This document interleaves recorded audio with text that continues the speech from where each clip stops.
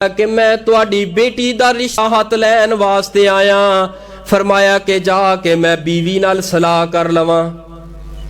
रिश्ते दे मामले अंदर ना इस्लाम शरीयत की आंदी है, कला हक हासिल नहीं कि खामद जाके रिश्ता तय कर दे, बीवी नूं पुछे ही कोई ना। औरत दा भी कोई हक हुंदा है, ओहदे कोलों भी पुछ लिया जाए। और ये भी हक कोई नहीं कि बीवी जाए ते अपने भरावां दे नाल भैणां नाल सैटिंग करके बंदे नूं पुछे नहीं ते धी दा रिश्ता कर आए, मुंडे दा रिश्ता कर आए। यह भी रिश्ता कोई नहीं दीन इस्लाम दे अंदर नहीं। दोनों मियाँ बीवी बैठन, सर ना सर जोड़न, दोवें मियाँ बीवी अकेले बैठ के सलाह करन, मशवरा करन।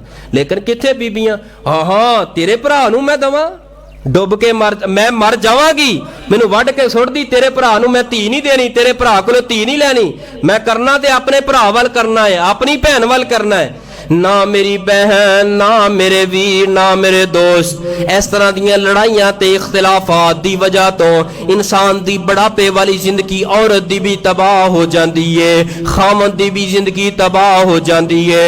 औरत भी एक लिमिट दे अंदर रह के अपने खामद दे ऊपर नजर रखे कि ये मेरा हाकम है, सारी जिंदगी इन्हें कमा कमा के ले आंदा है, लिहाजा एदे कोलों भी मशवरा लिया जाए। और खामद दा हक है कि सारी जिंदगी कमांदा रहे, मतलब ए नहीं मैं हाकमा औरत दे नाल जबर करे, जुल्म करे, ज्यादती करे, अपनी बेटी ते अपने बेटे दा रिश्ता तय कर दे। ना ना ना, दोनों मियां बीवी दे मशवरे दे नाल नबी पाक दा अंदाज़, इस्लाम दा अंदाज़, शरीयत दा अंदाज़